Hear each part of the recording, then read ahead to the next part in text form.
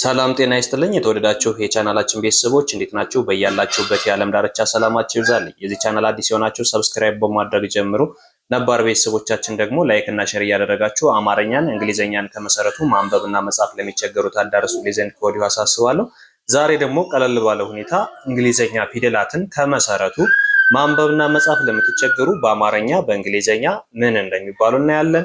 እስከ መጨረሻው ረጋ ብላችሁ ለመከታተል ሞክሩ። በ10 ደቂቃ ብቻ ፊደላትን አቀላጥፈን በስሞል በካፒታል እያንዳንዱን ማወቅ እንችላለን ማለት ነው። ስለዚህ ረጋ ብላችሁ ለመከታተል ሞክሩ። እስከ መጨረሻው አብራችሁ ይቆዩ። ስለዚህ አሁን እዚህ ጋር የምታዩቸው የተዘረዘሩ ሁሉም ፊደላት ናቸው። በካፒታልም በስሞልም ምን እንደሚባሉ እንዴት እናነባቸዋለን። በተለይ ጀማሪዎች ከሆናችሁ ሰብስክራይብ አድርጋችሁ እንዲሁም ለጓደኞቻችሁ ሼር እያደረጋችሁ እስከ መጨረሻ ቪዲዮውን በመከታተል በዚች አጭር ደቂቃ ብቻ አቀላጥፋችሁ ማወቅ ትችላላችሁ። በተለይ ምንም አይነት የፊደል እውቅና የሌላችሁ የአማርኛም የእንግሊዘኛም ምንም አይነት እውቅና ከሌላችሁ ይህንን ቪዲዮ ረጋ ብላችሁ በመከታተል ያለምንም ድካም በአጭሩ ማወቅ ትችላላችሁ ማለት ነው። ስለዚህ እዚህ ጋር እንደምታዩቸው የመጀመሪያዋ ኤ ፊደል ይቺ የመጀመሪያዋ በካፒታል የተጻፈች ኤ ፊደል ነች። ይችኛዋ ደግሞ በስሞል የተጻፈች ኤ ፊደል ነች። ስናነባቸው ምን ብለን ነው የምናነባቸው? ኤ ብለን ነው ሁለቱንም የምናነባቸው። በስሞልም በካፒታልም ኤ ብለን ነው የምናነባቸው ማለት ነው። እቺ ስሞል ማለት በትንሿ የተጻፈች ነች። ካፒታል ማለት ደግሞ በትልቁ የተጻፈ ነው። ስለዚህ እቺን የመጀመሪያዋን ኤ እንላታለን። እነዚህኛዎች ደግሞ ቢ ተብለው ይጠራሉ። እቺኛዋ በካፒታል የተጻፈች ነች። እቺኛዋ በስሞል የተጻፈች ነው። ስናነባቸው ምን ብለን ነው የምናነባቸው? ቢ ቢ። በንባብ ጊዜ ብዙ ጊዜ የምንጠቀማቸው ብ በሚል በሳድስ ፊደል ነው የምንጠቀማቸው። ነገር ግን ዋና ስማቸው ቢ ተብለው ይጠራሉ። ቢ ተብለው ይጠራሉ።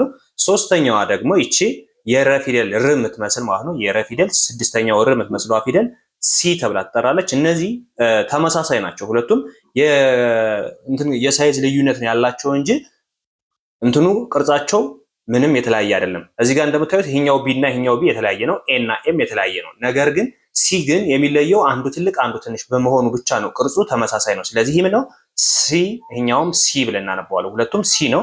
ግን ልዩነቱ ምንድነው? ካፒታል እና ስሞል መሆኑ። ከዛ ውጭ ግን ተመሳሳይ ነው። ምንም ልዩነት የለውም ቅርጹ ማለት ነው። ምንም ልዩነት የለውም። ሲ ብለን እናነባዋለን። እንደ ክ ወይም እንደ ስ እናነባው እንችላለን። ሌላው ይሄኛው ደግሞ ዲ ፊደል። ይሄም ሁለቱ የተለያየ ነው። ይሄኛው ዲ ካፒታል ነው፣ ይሄኛው ደግሞ ስሞል ነው። ስለዚህ ቅርጻቸው የተለያዩ ናቸው። በካፒታል እና በስሞል አንድ አይደሉም ማለት ነው። ስለዚህ እንደ ድ ልንወክለው እንችላለን። እንደ ድ ስናነበው ግን በመደበኛ ዲ ብለን እናነባዋለን። ዲ። ሌላው እችኛዋ ደግሞ በካፒታል ኢ ነች። እችኛዋ በስሞል ኢ ነች። ስናነባቸው ብለን ነው የምናነባቸው ኢ ኢ ብለን እናነባቸዋለን። እነዚህ ደግሞ በካፒታል ኤፍ ነው። ይሄኛው በስሞል ደግሞ ኤፍ። ሁለቱም ምን ብለን ነው የምናነባው? ኤፍ ኤፍ ብለን እናነባለን። ሌላው ይሄኛው ደግሞ ጅ ጅ። ኤፍ እንደ ፈ ነው የሚነበበው፣ እንደ ፈ ነው የሚነበበው። ጂ ደግሞ እንደ ገ ነው የምናነባው። ስለዚህ ይሄ በካፒታል ጂ ነው። ይሄኛዋ ደግሞ በስሞል ጂ። በአንድ ላይ ስናነባቸው ብለን ነው የምናነባቸው ጂ። ሁለቱም ጂ ብለን እናነባቸዋለን። ሌላው ወደዚህኛው ስንሄድ ደግሞ ኤች ነው። ይሄኛው በካፒታል ኤች ነው፣ ዘ ፊደል የሚመስለው ማለት ነው። ይሄኛው ደግሞ ለ ፊደል የሚመስለው ደግሞ ኤች ነው በስሞል። ስለዚህ ሁለቱንም በአንድ ላይ ስናነባቸው ኤች ብለን እናነባቸዋለን። ኤች እንደማን ነው የሚነበብ? እንደ ሃ ነው የሚነበበው፣ እንደ ሃ ቤተሰብ። ከዚህ ጋር ደግሞ አይ ነች። በካፒታል አይ እንደዚህ ትጻፋለች፣ በስሞል ደግሞ እዚች ጋር ነጠብጣብ ያላት ነገር ማለት ነው። ስለዚህ እነዚህ ደግሞ አይ ተብለው ይነበባሉ። አይ እነዚህ ቫውል ሌተር ናቸው። ባጭሩ አይ ቫውል ሌተር ነው፣ ኤ ቫውል ሌተር ነው፣ ኢ ቫውል ሌተር ነው፣ ዩ ቫውል ሌተር ነው፣ ኦ ቫውል ሌተር ነው። እነሱን መጨረሻ ላይ ያሳያቸዋለሁ የትኛው ቫውል ሌተር የትኛው ኮንሶናንት እንደሆነ እያንዳንዱ የሚያሳያችሁ ነው የሚሆነው። አሁንም እንቀጥላለን። ይችኛዋ ደግሞ ጀ ፊደል ነች። ጀ በካፒታል ጀ በስሞል ጀ ስናነበው ምን ብለን ነው የምናነበው? ጀ ብለን ነው የምናነበው። ልክ እንደ ጀ ቤተሰቦች ጅ ብለን ልናነበው እንችላለን። ሌላው እኛው በካፒታልም በስሞልም ተመሳሳይ ነው። ኬ ብለን ነው የምንጠራው። ኬ ምን ብለን እናነበዋለን? ኬ ክ ብለን ወይም ቅ ብለን ልናነበው እንችላለን። ይሄኛው ደግሞ ኤል። ይችኛዋ በካፒታል ኤል ረ ፊደል ነው የምትመስለው። ይችኛዋ ደግሞ አንድ ቁጥር የምትመስለዋ ደግሞ ኤል በስሞል። በአንድ ላይ ስናነባቸው ኤል ብለን እናነባቸዋለን። እንደ ል ይነበባሉ። እነዚህኛዎች ደግሞ ኤም ናቸው። ይሄኛው ኤም እዚህ ጋር ልክ እንደዚህ ገባ ያለ ቅርጽ አለው አይደለ? እንደምታዩት እዚህ ጋር በደንብ ገባ ያለ ቅርጽ አለው ካፒታል ኤም ሲባል። ይችኛዋ ደግሞ ጠ ፊደል የምትመስለዋ ደግሞ ስሞል ኤም ትባላለች። ስሞል ኤም በአንድ ላይ ኤም ብለን እናነባቸዋለን። ኤም ብለን እናነባቸዋለን። ሌላው ይችኛዋ ደግሞ ልክ እንደዛ አድርገን የምንጽፋት ኤን ፊደል ነች። ይችኛዋ ትንሿ ደግሞ በፊደል የምትመስለዋ ደግሞ ስሞል ኤን ነው። ይሄኛው ካፒታል ኤን ነው፣ ይሄኛው ስሞል ኤን ነው። መጀመሪያ የተጻፉት ካፒታሎች ናቸው። እንዲሁም ደግሞ በሁለተኛ ደረጃ የተጻፉት ደግሞ እነሱ ምንድናቸው? ስሞል ናቸው። ስለዚህ ይሄኛው ካፒታል ከሆነ ይሄኛው ስሞል ነው ማለት ነው። ስማቸው ግን በተመሳሳይ ምን ይባላል? ኤን ነው የሚባለው። ኤን ነው የሚባለው። ካፒታል እና ስሞል የቅርጽ ልዩነት እንጂ የድምጽ ልዩነት የለውም። ሁለቱም በተመሳሳይ ድምጹ አንድ ድምጽ ነው፣ ሁለቱም ማለት ነው። ካፒታል የሚሆን ስሞል የሚሆን በአንድ ነው የምንጠራቸው። ልዩነቱ ምንድነው? የቅርጽ ነው። የቅርጽ ስሞል ካልነ ትንሽ ነው፣ ካፒታል ካልነ ትልቅ ነው ማለት ነው። ከዚህ በተለየ ደግሞ ካፒታሎች እና ስሞሎች በሳይዝም ቀርቶ በቅርጽም ላይገናኙ ይችላሉ። ነገር ግን አንድ የሚያደርጋቸው ምንድነው? የጋራ ድምጽ አላቸው። ሁለቱም ኤን ነው፣ ኤም ነው፣ ኤል ነው ስንል ሁሉን በተመሳሳይ እንጠራዋለን ማለት ነው። ሌላው ወደዚህኛው ስንሄድ ደግሞ ይችኛዋ ዜሮ የምትመስለዋ ኦ ተብላ ትጠራለች። ይችም ቫውል ሌተር ብለን ነው የምናነባት። አናባቢ ወይም ቫውል ሌተር ብለን የምናነባት ኦ ፊደል ነች። ኦ።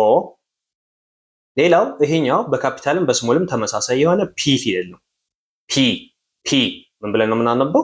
ፒ የአማርኛ የፊደል የምትመስል ማለት ነው። የአማርኛ የፊደል የምትመስለዋ ፒ ትባላለች። እችኛዋ ደግሞ ኪው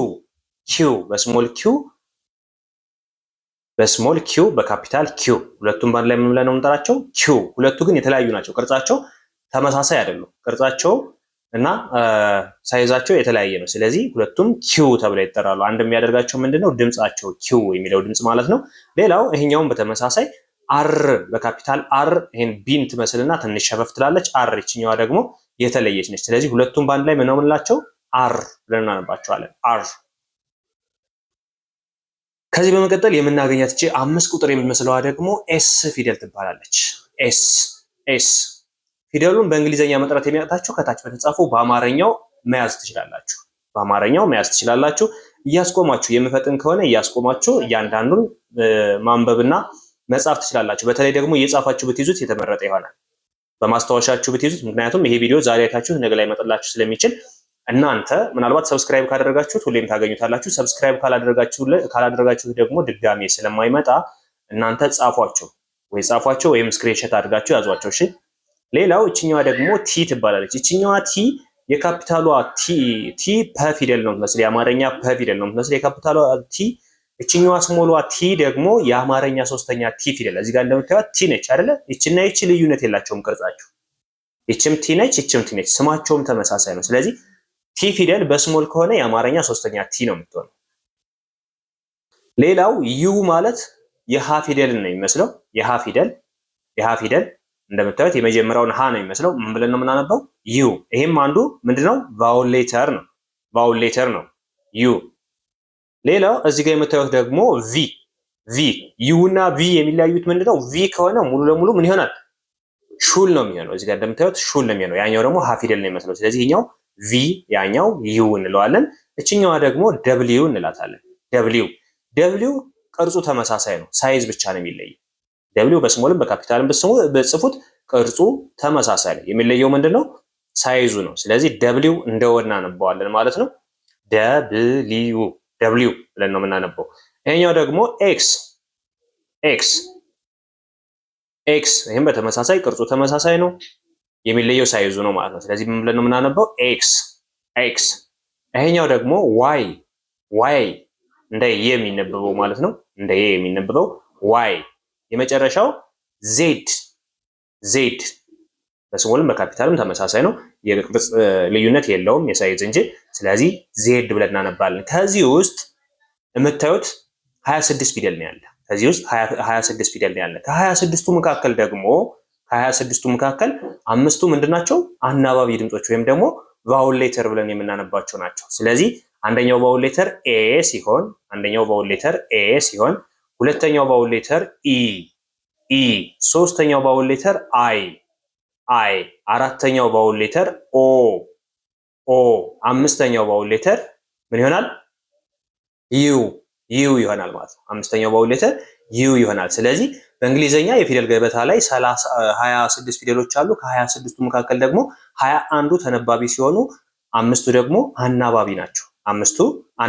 አሁን የጠራሁላችሁ እነ ኤ፣ እነ ኢ፣ እነ አይ፣ ኦ እና ዩ እነዚህ ቫውል ሌተር ተብለው የሚጠሩ ወይም አናባቢ ድምጽ ተብለው የሚጠሩት ናቸው። ብዙ ጊዜ ጽሁፍ ላይ ተጽፈው የምታገኟቸው እነሱ ናቸው። ምክንያቱም አንደኛው ተነባቢ ፊደል ያለ እነዚህ አናባቢ ፊደል መቆም ስለማይችል የግድ እነዚህን ይጠቀማል። ስለዚህ አናባቢ ድምጾችን በደንብ ማወቅ መቻል አለብን። ከዚህ በተረፈ ደግሞ ከዚህ የተሻለ ሌሎችንም እንግሊዘኛ ማንበብና መጻፍ የምትቸገሩ ካላችሁ ቀለል ባለ ሁኔታ ድጋሜ ሌላ ቪዲዮ ይሰራላችኋል። እናንተም በውስጥ መስመር ተምራችሁ ደግሞ በአጭር ጊዜ ራሳችሁን ብቁ ማድረግ ትችላላችሁ። ማንኛውም አስተያየት ጥያቄ ካላችሁ ኮሜንት ሴክሽን ላይ ያስቀምጡልን። ድጋሜም ሌላ እንዲሰራላችሁ የምትፈልጉት ነገር ካለ አሊያም ደግሞ በውስጥ መስመር መማር የምትፈልጉ ከሆነ ከዚህ ጋር በማስቀምጥላችሁ ስልክ በቀጥታ በመደወል በኢሞ፣ በዋትስአፕ፣ በቴሌግራም ታገኙኛላችሁ። በሳምንት 5 ቀን ከሰኞ እስከ ዓርብ እያስተማርን ነው የምንገኘው። እናንተ ባላችሁበት ሆናችሁ በኦንላይን ትምህርቱን መከታተል ትችላላችሁ። በአጭር ጊዜ ብቻ ከ3 ወር እስከ 4 ወር ባልበለጠ ጊዜ ብቻ እንግሊዘኛን፣ አማርኛን፣ ሂሳብንም ጨምሮ አቀላጥፋችሁ ማንበብና መጻፍ እንድትችሉ እናደርጋለን። ባላችሁበት ሆናችሁ እጃችሁ ላይ በሚገኝ ስልክ ወይም ኮምፒውተር በመጠቀም ብቻ ማንበብና መጻፍ የምትችሉ መሆኑን ከወዲሁ ልናሳስባችሁ እንወዳለን። አብራችሁ ስለነበራችሁ ከልብ አመሰግናለሁ። በሌላ ክላስ ከምንገናኝ መልካም ጊዜ ይሁንላችሁ።